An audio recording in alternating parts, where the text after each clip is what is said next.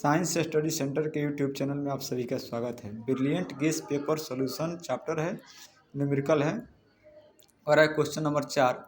Calculate the mass of ascorbic acid, vitamin C है, इसका formula होता है C6H8O6 to lower its melting point by 1.5 degree Celsius. Hindi है, ascorbic अम्ल के जो विटामिन सी है कार्बन 6H8O6 के उस द्रव्यमान का परिकलन कीजिए जिसे 75 ग्राम एसिटिक अम्ल में घोलने पर उसके हिमांक में 1.5 की कमी हो जाए। और जहाँ Kf का वैल्यू दिया है 3.9 केल्विन kg पर मोल। तो इसका आंसर इस प्रकार बनाएंगे। जैसे यहाँ पर देखिए, यह है डेल्टा TF बराबर 1.5 डिग्री सेल्सियस। इसको आप 1.5 केल्विन में लिख सकते हैं। इसलिए लिख सकते हैं कि यह ताप में अंतर है, तो जितना सेल्सियस में अंतर होता है लगभग उतना ही केल्विन में भी अंतर हो जाता है। लगभग क्या, इसमें सेम ही उतना ही केल्विन में अंतर हो जाता है।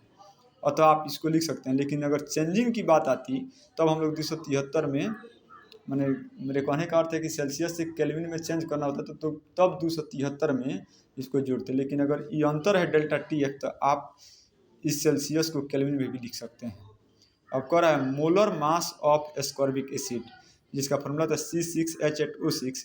तो इसका हो जाएगा, कार्बन का होता है 12 ग्राम, तो 12 गुना 6 प्लस 1 गुना 8 प्लस 6 गुना 16, ये सब जोड़ेंगे तो आ जाएगा 176 ग्राम पर मोल।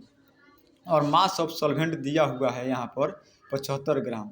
और फार्मूला होता है डेल्टा TF बराबर KF इंटू मोलालिटी। अब आते हैं डेल्टा TF बराबर होता है KF गुना मोलालिटी का फार्मूला होता है मास ऑफ सॉल्यूट गुना 1000 बटा molar mass of solute Guna mass of solvent.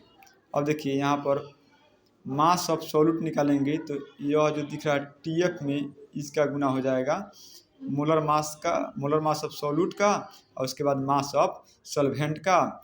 अब बटा में हो जाएगा KF गुना यहाँ पर 1000।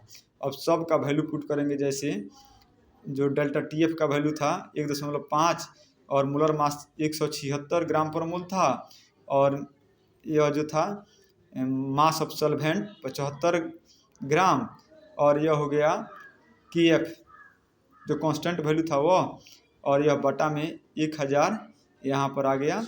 तो सब कट छट करके 5.8 ग्राम आ जाएगा इसका आंसर। धन्यवाद।